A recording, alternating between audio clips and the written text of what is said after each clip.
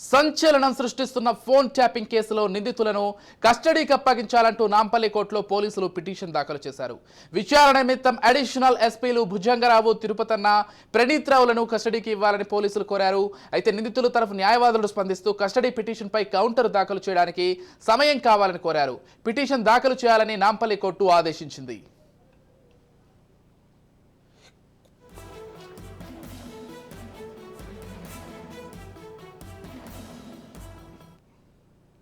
కాగా phone tapping కేసులో A2గా ప్రణీత్ రావు, A4గా భుజంగరావు, A5గా తిరుపతన్న ఉన్నారని, వీరి ముగ్గురిని కస్టడీకి అప్పగించాలని పోలీసులు కోరారు.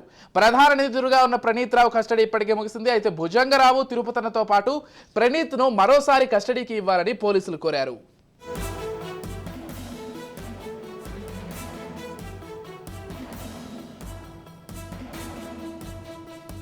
మరోవైపు ఫోన్ ట్యాపింగ్ వ్యవహారంలో తవ్వే కొద్దీ నిజాలు వెలుగు చూస్తున్నాయి. ఈ కేసులో నిందితులుగా ఉన్న అధికారుల గురించి షాకింగ్ విషయం ఒకటి బయటకు వచ్చింది. ఫోన్ ట్యాపింగ్ ద్వారా అధికారులు భారీగానే అక్రమ ఆస్తులు కూడా కూడబెట్టుకున్నారని తెలియవచ్చింది. దీంతో రంగంలోకి దిగిన ఏసీబీ ట్యాపింగ్ ద్వారా వ్యాపారాలు, హవాలా ముఠాలను బెదిరించి వారి నుంచి పెద్ద ఎత్తున డబ్బులు వసూలు చేసినట్లుగా తేలినట్లు సమాచారం.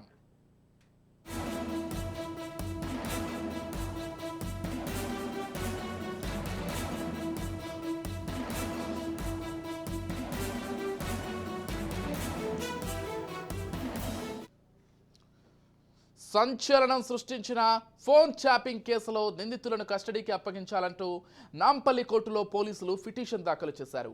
విచారణ నిమిత్తం అడిషనల్ ఎస్పీలు భుజంగరావు, తిరుపతన్న, ప్రణీత్ రావులను కస్టడీకి ఇవ్వాలని పోలీసులు కోరారు.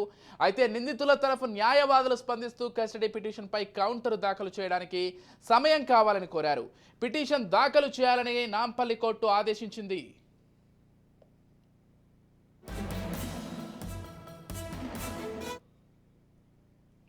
కాగా ఫోన్ ట్యాపింగ్ కేసులో A2గా ప్రణీత్ రావు, A4గా భుజంగరావు, A5గా తిరుపతన్న ఉన్నారని, వీరు ముగ్గురిని కస్టడీకి అప్పగించాలని పోలీసులు కోరారు. ప్రధాన నిందితుడిగా ఉన్న ప్రణీత్ రావు కస్టడీ ఇప్పటికే ముగిసింది.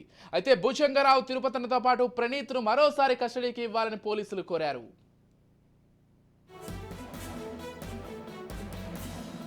మరోవైపు ఫోన్ ట్యాపింగ్ వ్యవహారంలో తవ్వే కొద్దీ నిజాలు వెలుగు చూస్తున్నాయి. ఈ కేసులో నిందితులుగా ఉన్న అధికారుల గురించి షాకింగ్ విషయం ఒకటి బయటకు వచ్చింది. ఫోన్ ట్యాపింగ్ ద్వారా అధికారులు భారీగానే అక్రమ ఆస్తులు కూడా కూడబెట్టుకున్నారని తెలియవచ్చింది. దీంతో రంగంలోకి దిగిన ఏసీబీ ఫోన్ ట్యాపింగ్ ద్వారా వ్యాపారులు, హవాలా ముఠాలను బెదిరించి వారి నుంచి పెద్ద ఎత్తున డబ్బులు వసూలు చేసినట్లుగా తేల్చారు.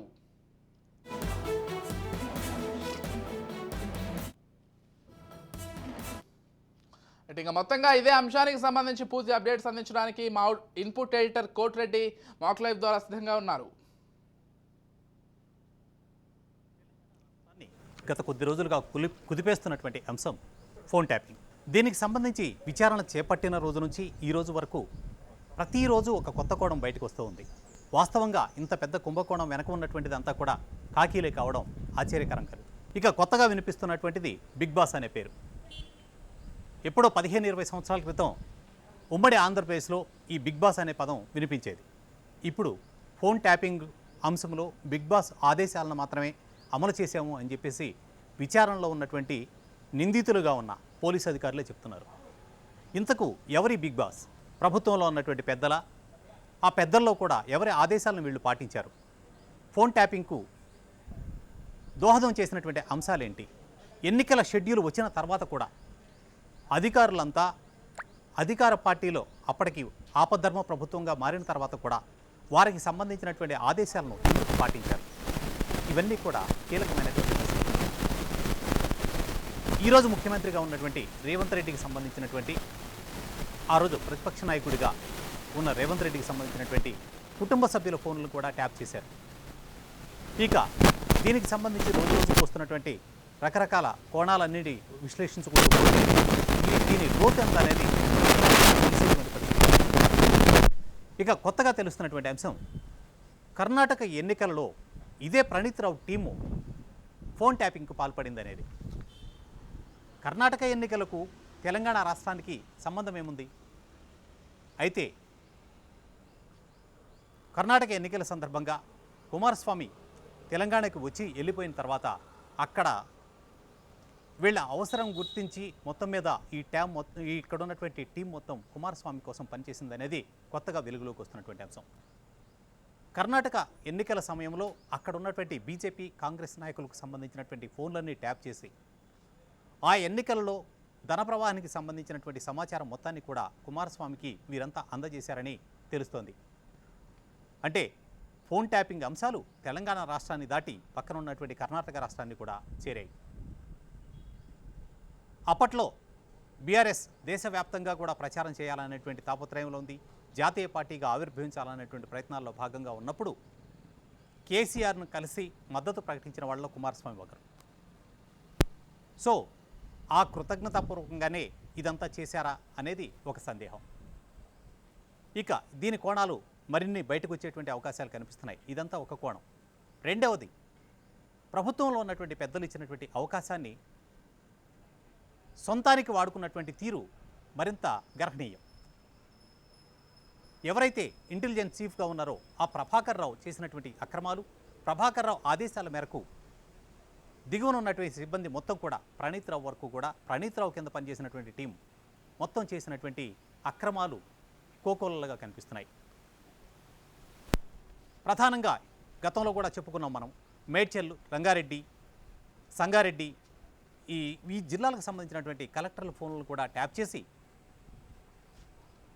జీవో 59 కానీ లేదా వివాదాస్పద భూములకు సంబంధించినవి కానీ వీటికి సంబంధించినటువంటి అంశాలన్నింటినీ ఫోన్లు ట్యాప్ చేయడం ద్వారా తెలుసుకొని కలెక్టర్లని బెదిరించి ప్రలోభపెట్టి మభ్యపెట్టి మొత్తం మీద ఆ ఆస్తులన్నింటినీ వీరికి అనుకూలంగా మార్చుకున్నారు అనేది ఒక ప్రధానమైనటువంటి ఆరోపణ.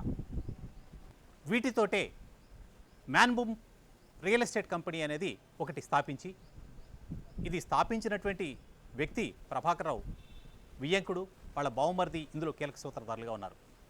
ప్రభాకర్ రావు వియ్యంకుడిగా ఉన్నటువంటి రవీందర్రావు, బావమరిదిగా ఉన్నటువంటి వ్యక్తి ఇద్దరు కలిసి ఈ మొత్తాన్ని సపరేట్గా వెంచర్లు వేసి శంకరపల్లి సమీపంలో ప్రత్యేకంగా వెంచర్లు వేసి ఒక రియల్ ఎస్టేట్ మాఫియా మొత్తాన్ని కూడా నడిపారని తెలుస్తోంది. ఇంకా దీనికంటే ప్రధానమైన ఇంకొక అంశం ఇప్పుడే కొత్తగా కనిపిస్తూ ఉంది. రవీంద్రరావు కొన్ని రియల్ ఎస్టేట్కి సంబంధించినటువంటి కంపెనీల్లో ప్రధాన భాగస్వామిగా ఉన్నారు. ఇది అధికారికంగా కనిపించేటువంటి అంశమే. వాటిల్లో ప్రధానంగా కనిపించేటువంటివి మ్యాక్ విస్టాస్లో డిసిగ్నేటివ్ పార్ట్నర్గా ఉన్నటువంటి Ravindra Rao, Mac hotels and resorts private లిమిటెడ్లో మేనేజింగ్ డైరెక్టర్గా కూడా ఉన్నారు. ఈ రెండింటిలో మరొక పార్ట్నర్గా ఉన్న వ్యక్తి ఆదాల మురళీకృష్ణారెడ్డి. ఈ రెండు కంపెనీల్లో మరికొంతమంది డైరెక్టర్లు ఉన్నారు. కానీ వీరిద్దరు మాత్రమే పార్ట్నర్లుగా ఉన్నటువంటి మరో రెండు కంపెనీలు ఉన్నాయి. మార్వెల్ రెస్టారెంట్స్ ఒకటి, అలాగే మార్విన్ హాస్పిటాలిటీ. ఈ కంపెనీల అన్నింటిలో కూడా వీరిద్దరు మాత్రమే భాగస్వాములు. ఈ రెండింటిలో వీరిద్దరు భాగస్వాములు. మిగిలినవన్నీ కూడా ఈ రియల్ ఎస్టేట్ రిలేటెడ్ కంపెనీల అన్నింటిలో కూడా వీరిద్దరికీ భాగస్వామ్యం ఉంది. మరి అక్రమంగా సంపాదించినటువంటి ఇన్ని వందల కోట్ల రూపాయలను ఎటు తరలించారు అనేదానికి ఇప్పుడు వేళ్లన్నీ కూడా ఈ కంపెనీల వైపే చూపిస్తున్నాయి. సంపాదించినటువంటి ఈ ఆస్తులన్నింటినీ అక్రమ మార్గాల్లో తరలించి ఈ రియల్ ఎస్టేట్లో చొప్పించారు అనేటువంటి ఆరోపణలు వస్తున్నాయి. ఇందుకు ప్రధాన సూత్రధారిగా వ్యవహరించినటువంటి వ్యక్తి ఒకరు రవీంద్రరావు అయితే మరొక వ్యక్తి పేరు, కొత్తగా వినిపిస్తున్న పేరు మురళీకృష్ణారెడ్డి. ఈ కోణంలో దర్యాప్తు కనుక జరిగేట్లయితే చాలా విషయాలు వెలుగులోకి వచ్చేటువంటి అవకాశం కనిపిస్తూ ఉంది. తొలి నుంచి రాజు న్యూస్లో మనం చెప్తూనే ఉన్నాం, ఏ రోజైతే ప్రణీత్ రావుకి సంబంధించినటువంటి అంశం బయటకు వచ్చిందో దీని వెనక కీలక సూత్రధారులుగా ఉన్నటువంటి వ్యక్తులు ప్రభాకర్ రావు, ఆ తర్వాత భుజంగరావు, వీళ్ళంతా కూడా ఇందులో కీలకంగా ఉన్నారు. వీరి వెనక మీడియాకు సంబంధించినటువంటి వ్యక్తులు ఉన్నారు అని మొదటి నుంచి మనం చెప్తూనే వచ్చాం. అలాగే సాంకేతిక సహకారం అంతా కూడా రవిపాల్ అనేటువంటి టెక్నికల్ కన్సల్టెంట్ ఎవరైతే ఉన్నారో అతనే అందించారు అని చెప్పాం. ఇప్పుడు విచారణలో ఈ పేర్లన్నీ ఒకటి తర్వాత ఒకటిగా రాజు న్యూస్ చెప్పినవే బయటకు వస్తూ ఉన్నాయి. ఇక ప్రభుత్వంలో ఉన్నటువంటి పెద్దలకు సంబంధించింది, వీళ్ళు ఎక్కడెక్కడ ప్రణీత్ రావు టీము ఎక్కడెక్కడ వార్ రూములు ఏర్పాటు చేశారు అనే అంశాలను కూడా గతంలో మనం చెప్పాం. అవన్నీ కూడా విచారణలో బయటపడుతున్నాయి. దీని వెనుక ఉన్నటువంటి రాజకీయ ప్రముఖులకు సంబంధించిన అంశాలు కూడా ఒకటొకటిగా వెలుగులో. అయితే అడ్డదారులో స్వీయ ప్రయోజనాల కోసం వీళ్ళు చేసినటువంటి ప్రయత్నాల్లో భాగంగా సంపాదించినటువంటి అక్రమ ఆస్తులన్నింటినీ రకరకాల మార్గాల్లో వీళ్ళు తరలించారనేది తెలుస్తోంది. ఈ తరలించినటువంటి అన్నీ కూడా ఈ రియల్ ఎస్టేట్కి సంబంధించినటువంటి ఆ మాక్ ప్రాజెక్ట్స్ కానీ, లేదు అంటే వీళ్ళకి సంబంధించినటువంటి మ్యాన్బూమ్ రియల్ ఎస్టేటు వీటిల్లో వెంచర్లు వేయడానికి వీటికి ఉపయోగించి అడ్డదారుల్లో వందల కోట్ల రూపాయలు సంపాదించారనేటువంటి ఆరోపణలు వస్తున్నాయి. ఈ విచారణ మరింత కీలక దశకు చేరుకున్న తర్వాత వీటి సాక్ష్యాధారాలతో కూడా నిరూపణ అయ్యేటువంటి అవకాశం కనిపిస్తోంది. ఇక బీఆర్ఎస్ పెద్దలు ఒకరి తర్వాత ఒకరిగా భుజాలు తడుముకుంటున్నారు. ఆ తీరు కూడా వారు చేసినటువంటి తప్పులను కప్పిపుచ్చేందుకు ప్రయత్నిస్తున్నారనేది ప్రజలకు కూడా అర్థమవుతున్నటువంటి తీరు కనిపిస్తూ ఉంది. ఎక్కడైతే అక్రమాలకు పాల్పడ్డారని చెప్పి ఎర్రబెల్లి దయాకర్ రావు మీద ఆరోపణలు వచ్చాయో అతనికి సంబంధించినటువంటిది భూముల కబ్జా, బెదిరింపులు వంటి కేసులు నమోదైన తర్వాత దయాకర్ రావు సంబంధిత వ్యక్తులే నాకు తెలియదని చెప్తున్నారు. వ్యక్తి తెలియాల్సిన అవసరం లేదు. స్థలం మీద కన్ను పెడితే తన అనుచర వర్గం అంతా వెళ్ళి బెదిరింపులకు పాల్పడడం, తాను బెదిరింపులకు పాల్పడడం, ఆ ఆస్తులన్నీ కూడా స్వాధీనం చేసుకోవడం వంటి కార్యక్రమాలు గతంలో జరిగాయి అనేటువంటిది ప్రధానమైనటువంటి ఆరోపణ.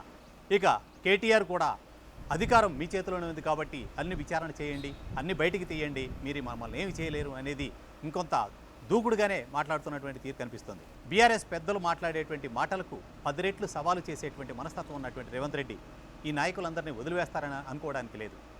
అయితే సాక్ష్యాధారాలు ప్రభుత్వం మారిన వెంటనే సాక్ష్యాధారాలను ధ్వంసం చేసినటువంటి తీరు, వాటిని రిట్రీవ్ చేస్తున్నటువంటి దానిలో భాగంగా ఇప్పుడు జరుగుతున్నటువంటి అవన్నీ సమాచారం అంతా కూడా బయటకు తీసిన తర్వాత వీరందరిపైన చర్యలు ఖచ్చితంగా తీసుకునేటువంటి పరిస్థితి ఉంది.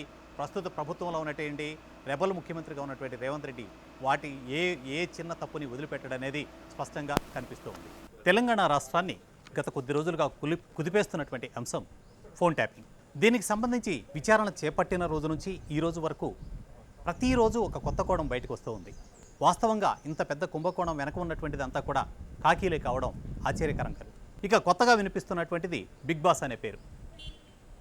ఎప్పుడో 15-20 సంవత్సరాల క్రితం ఉమ్మడి ఆంధ్రప్రదేశ్లో ఈ బిగ్ బాస్ అనే పదం వినిపించేది.